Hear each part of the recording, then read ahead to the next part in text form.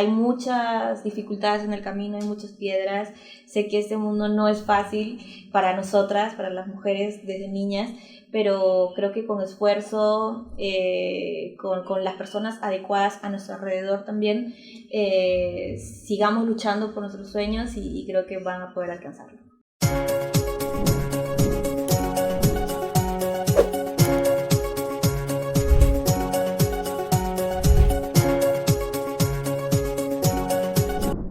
Hola a todas y todos, les damos la bienvenida a la tercera temporada del podcast Transformando la Educación de Más Educación PE. Soy Carla Gamberini, especialista en innovación y directora de Más Educación PE.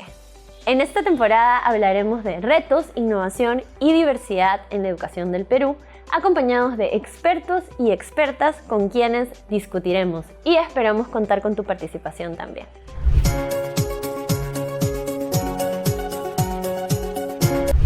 El día de hoy hablaremos sobre niñas y educación. ¿Cuáles son los retos, las oportunidades que tienen o no las niñas en el Perú para acceder a educación de calidad? Para ello nos acompañan dos invitados de lujo. Estamos con la actriz, cantante y compositora internacionalmente reconocida Wendy Zulka. Hola Wendy, ¿cómo estás? Hola Carla, ¿cómo estás? Gracias por la invitación. Un gusto tenerte aquí. Y para informarnos del lado técnico y especializado, estamos aquí con Henry Armas, especialista en educación de UNICEF Perú. Bienvenido, Henry. Hola Carla, un placer estar aquí con ustedes. Gracias. Entonces, empecemos. Hoy en el mundo 129 millones de niñas no acceden a educación. Esta es una cifra que UNESCO publicó hacia el 2019. Y en el Perú particularmente, si bien hacia el 2019 la mayoría accedía a primaria, solo 50% aproximadamente completaba la secundaria. Entonces aquí tenemos un problema y este se puede relacionar a sus hogares, a sus comunidades y a ciertas condiciones.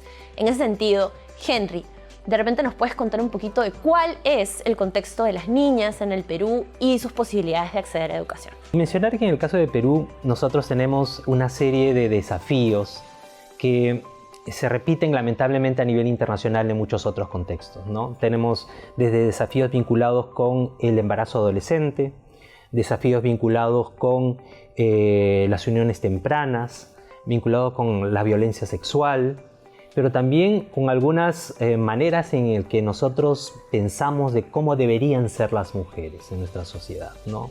Entonces, si las niñas, si las mujeres en casa tienen que lavar, tienen que hacer las tareas domésticas, entonces hay una carga injusta en niñas y adolescentes, además de ir a la escuela. Y eso es ese tema de estas tareas que en nuestra construcción social, que por ser mujer debería de realizar, son un elemento que aleja a las niñas y a los adolescentes de las escuelas, además de todos los otros elementos que he mencionado. Entonces, creo que como sociedad tenemos un desafío muy importante y también una oportunidad. Creo que nuestra generación tiene una enorme oportunidad entre las manos, no solamente para mencionar el problema, sino también la oportunidad de poder cambiar la historia y generar una sociedad más justa y que la educación sea más accesible para nuestras niñas y adolescentes. Claro que sí, gracias Henry. El problema cultural que mencionas es claro y lo hemos identificado mucho, sobre todo en las áreas rurales, donde se privilegia a veces la educación de los niños sobre el enviar a las niñas a las escuelas porque se las privilegia para hacer labores del hogar, labores de cosecha, etc. Y esta experiencia creo que no solo se vive en áreas rurales, sino también hay limitaciones en áreas vulnerables de las ciudades. Y en esa línea, Wendy, te quería preguntar desde tu experiencia como niña que tuviste en tu etapa escolar, desde el área de Lima donde vivías, ¿cuáles fueron los retos que enfrentaste para poder tener una educación de calidad? Pues hubieron muchos retos. En principio vengo de una familia muy humilde, donde vivíamos en una zona muy rural, muy peligrosa de por sí, donde me daba miedo salir a la calle, me daba miedo salir caminando hacia mi colegio, que estaba no tan cerca, pero podía ir caminando, y cosa que era casi imposible. Mi mamá, a pesar de todo, tenía que contratar una movilidad para llevarme. Yo fui becada en mi colegio por un concurso de canto, y lastimosamente me tocó episodios de discriminación, de racismo, porque era un colegio de clase media. Entonces sí me tocó bastante duro, ¿no? Al principio.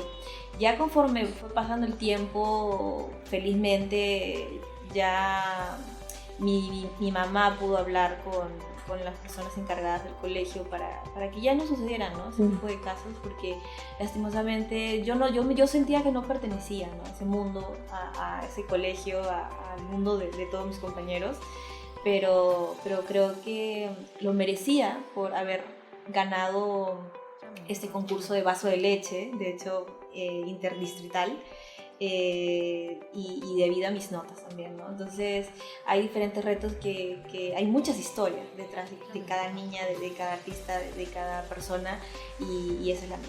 Wendy, nos contabas de tu época escolar, y qué retos, por ejemplo, tú encontraste en tu participación como niña de la época escolar, y esto en relación también a tu carrera, porque tú desde niña empiezas a cumplir el sueño de ser cantante y a cantar.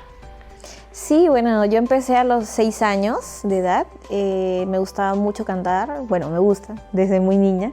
Y sí, uno de los retos que fue muy difícil es que no habían niñas cantantes. De hecho, los promotores, los productores no creían en mí, no confiaban en que una niña podía subirse al escenario, en que podía grabar.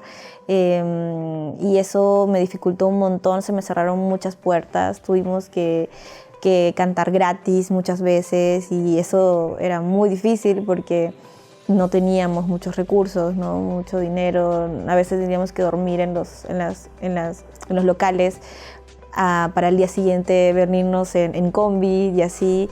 Y además el hecho de que también había mucho más, existía mucho más el género masculino, ¿no?, también en el género, así que poco a poco me fui abriendo paso en el ámbito musical.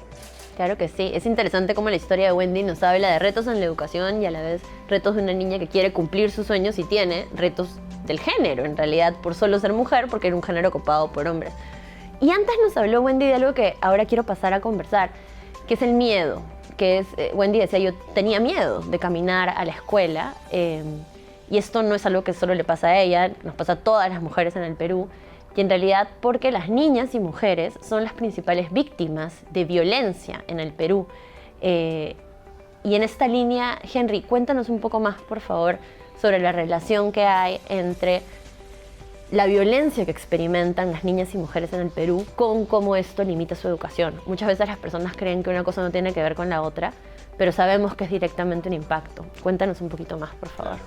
Hay dos grandes dimensiones en el mundo educativo en donde nosotros esperamos tener logros. El primero es la matrícula, que las niñas vayan a la escuela, que se matriculen, que asistan, que cumplan con sus trayectorias, ¿no? El segundo es la calidad de los aprendizajes. Yo diría que el miedo que una niña o un adolescente experimenta por un entorno machista o por un contexto en el que hay una violencia institucionalizada, una violencia sexual, una violencia contra las mujeres, afecta los dos ámbitos. Tanto en la matrícula, que una niña no quiera ir más a la escuela, porque en el trayecto de la casa a la escuela hay una serie de violencias de todo tipo que experimenta, o dentro de la escuela también haya una violencia institucionalizada, ¿no?, ejercida por otros compañeros, por docentes o por directivos, que es también una realidad, ¿no?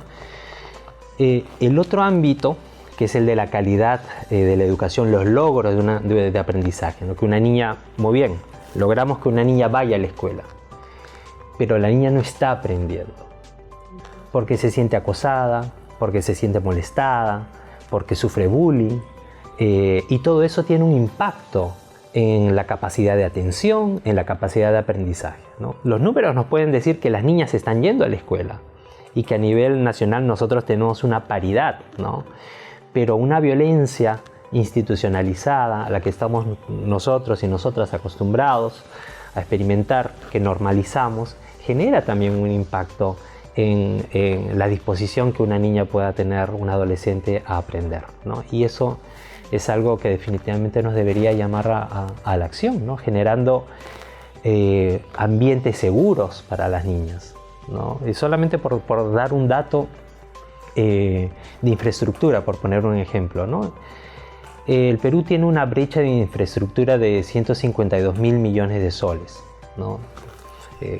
Lo que el país necesita invertir para lograr con los objetivos que el país se ha trazado en materia educativa. Solo para pensar en los baños, ¿no? Hay un estudio que se ha realizado en el país, en el Perú, que señala que el 82% de las niñas no se sienten cómodas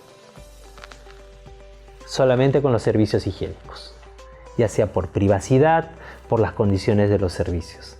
Esto es un dato alarmante porque esto ese pequeño dato nos ejemplifica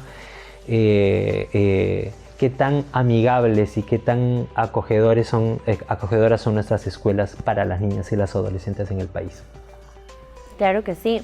Y tú hablaste al inicio del tema matrícula y hablaste de cómo la violencia a veces impide que se matriculen, y particularmente quería preguntarte sobre la matrícula en secundaria, es decir, sobre las niñas que muchas veces, porque son víctimas de violencia sexual, no pueden completar su secundaria, y la mayoría de veces la razón de esto es el embarazo adolescente. De repente nos cuentas un poco de eso. Sí, muchas gracias. Sí, de hecho hay una estadística que en el país, esta estadística no es a nivel internacional, es de Perú, que el 22.6% de aquellas adolescentes que están cursando la secundaria no pueden culminarla por una situación de embarazo, ¿no? Si nos ponemos a pensar, de 10 niños nacidos en el Perú, uno de esos niños tiene una mamá adolescente. Si nos ponemos a pensar en la dimensión de estos dos datos, creo que nos podemos dar una idea del enorme impacto que tiene un embarazo a una edad temprana en cumplir con la trayectoria escolar, ¿no? De hecho, el poder asistir a la escuela es un predictor de una mejor vida muchos años después, ¿no? No solamente en términos de condiciones de salud, sino también en términos de proyección de salarios a lo largo de la vida. Un año de educación más en una niña, en un adolescente, puede significar una diferencia de un 10 o un 20% en su salario esperado potencial a lo largo de la vida. Entonces yo diría que sí, el embarazo adolescente nos está quitando oportunidades a lo largo de la vida para nuestras niñas y adolescentes, pero además tiene un impacto enorme en la economía del país. Entonces, la violencia sexual contra las niñas no solo limita su derecho a la educación y su derecho a tener condiciones de vida, sino afecta al país. Esto es grandote y es algo que creo que a veces no se ve en la dimensión real. Y en esta línea hay muchas campañas que se han hecho en favor de los derechos de las niñas, y Wendy es de las personas que ha levantado más la voz al respecto. Wendy, de repente nos cuentas un poco sobre las campañas que hiciste sobre vivir sin miedo, sobre apoyo a su decisión, cómo esto impacta en las mujeres. Sí, creo que como artista siempre he sentido la responsabilidad de alzar la voz por las que no pueden, por los que no pueden. Y este es un tema que me toca muy en lo profundo del corazón, porque tengo una hermana, porque soy mujer, porque hay muchas niñas, ¿no? Hay muchos casos de violencia hay muchas niñas que exigen justicia. He estado en campañas de niñas no madres, en Vivir Sin Miedo, en Acompaña Su Decisión, porque como te decía, yo trabajo desde muy niña, tengo mi hermana que tiene 12 años y obviamente creo que nadie quiere que le pase nada malo, ¿no? a su familiar más querido. Entonces es algo que me toca en lo más profundo. Entonces, obviamente, como artista quiero alzar la voz, quiero transmitir mensajes a través de mis canciones, de las letras. Hay una canción justamente que se llama Unidas, junto a Renata Flores, junto a Naisha, que habla sobre la no violencia hacia las mujeres, sobre las niñas, ¿no? de que puedan tener un futuro prometedor, un futuro sin violencia, sin miedo, de poder salir a las calles, de libertad, de poder cumplir sus sueños y que nada ni nadie pueda estancarlas, ¿no? Entonces, qué importante es reflexionar sobre esto, concientizar a la población, a la gente, a los padres de familia, a la gente en general, porque a veces nos toca ver estos casos y no se hace nada, ¿no? No se hace nada, no denunciamos, no solamente se quedan mirando y no se hace nada. Y creo que eso debería cambiar. Y si alguien por ahí ve algún caso similar de violencia, pues hay que denunciar, ¿no? Hay que hacer algo al respecto para que no existan más estos casos. Claro que sí, esto es bien interesante porque Wendy decía, a veces no se denuncia y estas campañas ayudan a que se denuncie. De hecho, UNICEF tiene cifras terroríficas de 16 niñas al día son víctimas de violencia sexual y se estima que solamente el 10% son las que se reportan. Entonces es realmente terrorífico y por eso hay que seguir levantando la voz al respecto. Ahora, Henry mencionaba al inicio de la respuesta que no solamente es el hecho de acceder a la educación, sino es el hecho de las condiciones de la educación misma, que no están pensando hoy en necesidades específicas de las niñas. Ya hablabas de los baños, y esto es algo que me gustaría tocar un poco más, que es el tema tan específico como de la higiene menstrual de las niñas. Las niñas y adolescentes necesitan ciertas condiciones específicas para poder ir a la escuela de manera segura y saludable cuando están menstruando. Entonces yo sé que UNICEF tiene estudios al respecto. No sé, Henry, si nos podrías contar un poquito de eso. Sobre eso, mencionar que está vinculado con una serie de factores. Por un lado, como mencionaba, hay un tema de infraestructura que nosotros invitamos al Estado a poder atender, ¿no? Hay una brecha, como mencionaba, de 152.000 millones de soles para tener las escuelas de la manera esperada para poder hacer realidad el derecho a la educación de nuestras niñas y adolescentes. Pero por otro lado, hay también un desafío a nivel de los enfoques y la capacidad de nuestras y nuestros docentes y de nuestras y nuestros directivos en el país, los directores de las escuelas, para poder, número uno, concientizarse y dos, generar mecanismos específicos dentro de las escuelas. Porque está bien, hay un desafío de infraestructura. Uno podría tener la mejor infraestructura en la escuela, pero si nuestros docentes no están capacitados, si nuestros directores no están acompañados en poder generar aquellos mecanismos que permitan hacer de una escuela un espacio amigable, ¿no? Que la escuela sea una experiencia que no dé miedo, una experiencia acogedora, en donde se pueda hablar tranquilamente de higiene menstrual y en donde se puedan encontrar aquellos mecanismos que permitan a nuestras niñas y nuestras adolescentes poder pasar por una experiencia de la escuela secundaria de una manera grata, ¿no? En donde se sientan acogidas. Yo creo que ahí es fundamental poder trabajar, por un lado, en el tema de la formación de los docentes y las docentes, y también con directores y directoras de las escuelas, para poder generar estos mecanismos y también, ciertamente, escuchar las voces de las y los adolescentes, porque uno podría llegar con una solución no en base a experiencias internacionales, y uno podría llegar a una escuela en Huancavelica o una escuela en Ucayali, y ahí la propia realidad implica unas adaptaciones particulares, ¿no? Hay, por un lado, un elemento cultural que es importante tomar en cuenta, y desde UNICEF nosotros promovemos la participación de niños y niñas y que se generen no solo líderes sino también lideresas en estos espacios a través de los municipios escolares y a través de otros espacios de participación local y regional. Y en estos espacios la agenda de higiene menstrual también es un tema que nosotros esperamos poder desarrollar desde la mirada de niños, niñas y adolescentes. Las condiciones de las que Henry hablaba de higiene menstrual, etcétera, son bien complejas, y como tú dices, hay cosas que se hacen en otros países, como se reparten kits menstruales, que podrían servir para aquí, pero hay que escuchar mucho a los adolescentes también y mirar a los docentes. De hecho, desde mi experiencia, por ejemplo, fue medio traumatizante el hecho que a mí a los 9 años me vino la menstruación.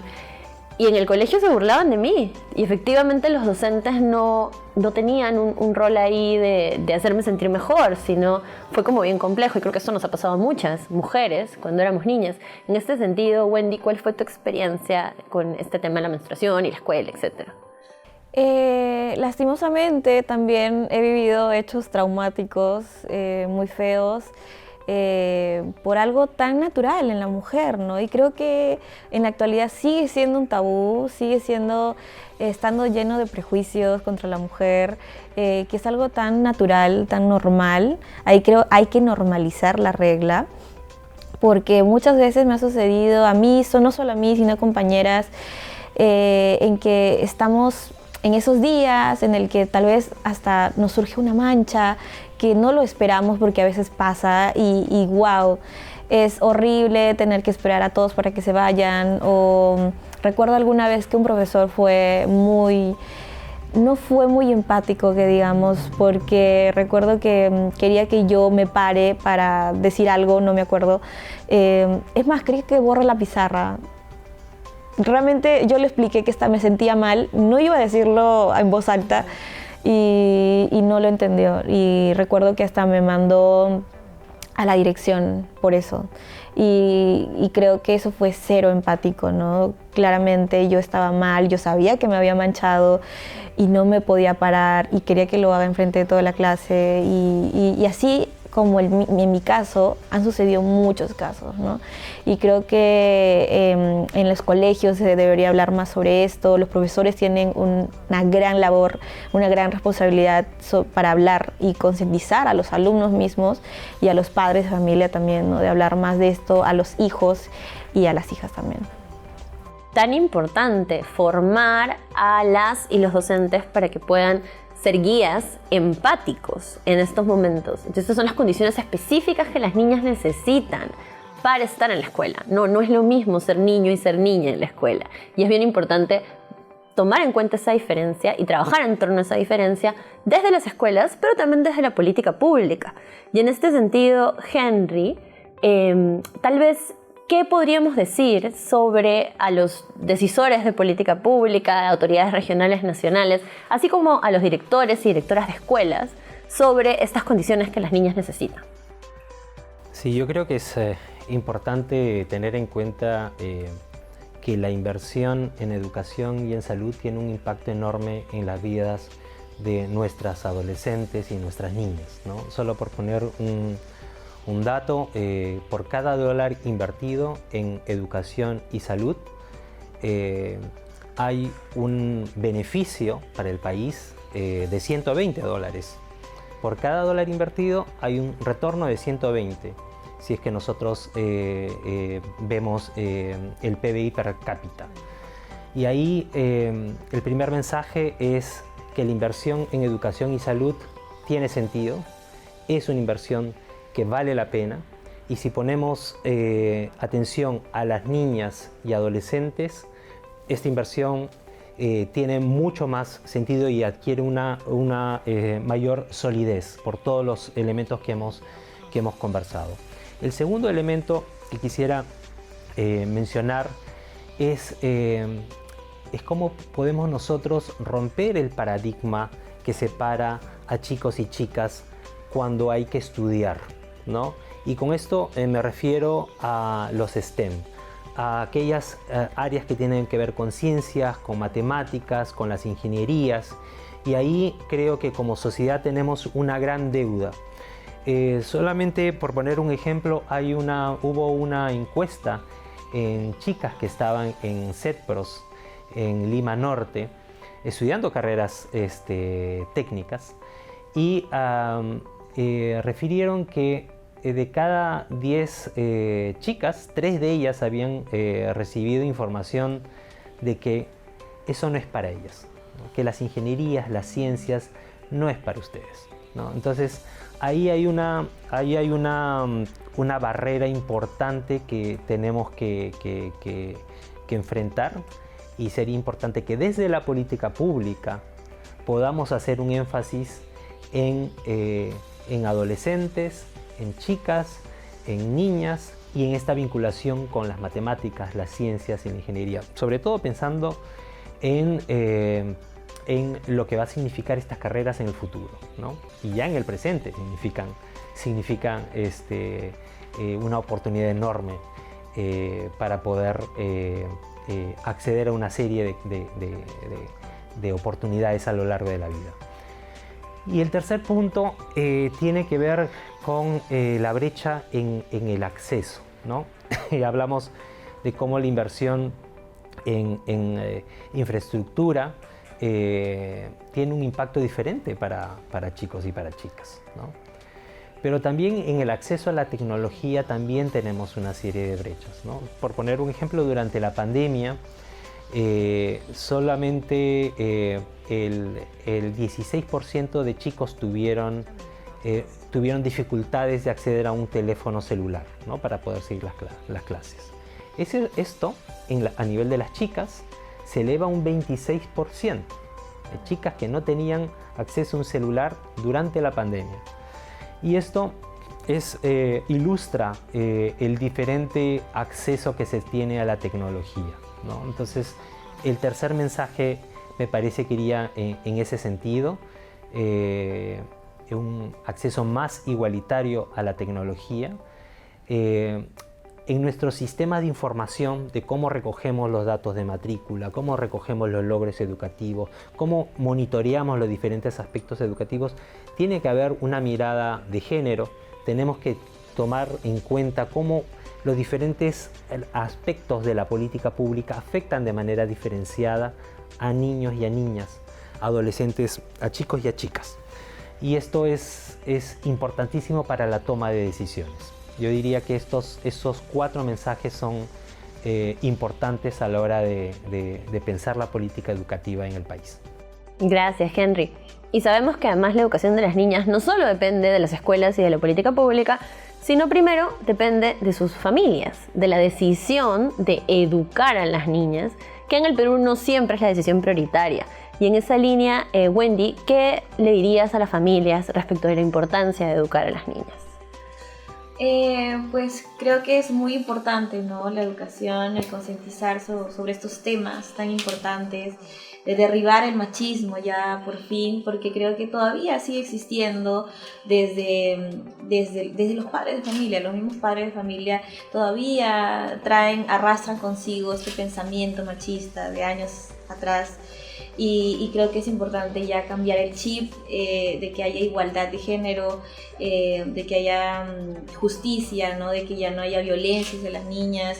Y creo que eso empieza desde casa, como tú me lo decías. También qué rol importante también en los colegios. Para mí creo que sería muy importante también tener mucho más presente la psicología, ¿no? En los colegios, porque la salud mental también nos juega una mala pasada, tal vez en muchos casos, y más con la pandemia que acabamos de pasar.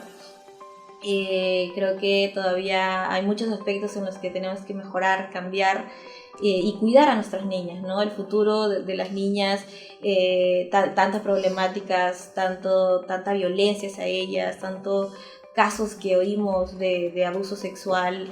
Hay que cuidarlas, hay que protegerlas. Lastimosamente en este mundo todavía tenemos que sobreprotegerlas mucho más, y eso. Claro que sí. Y ya para cerrar, Wendy, como mujer joven, que además tienes una canción súper linda que es Unidas, que ya la habías mencionado, y que tiene una frase linda que es que las niñas puedan ser lo que quieran ser, que las mujeres puedan ser lo que quieran ser. ¿Qué les dirías a las jóvenes, adolescentes y niñas que nos están escuchando? Pues que no hay limitaciones, que puedan ser lo que quieran ser, como dice mi canción, que pueden cumplir sus sueños, que nada ni nadie les puede impedir cumplirlos, alcanzarlos. Hay muchas dificultades en el camino, hay muchas piedras.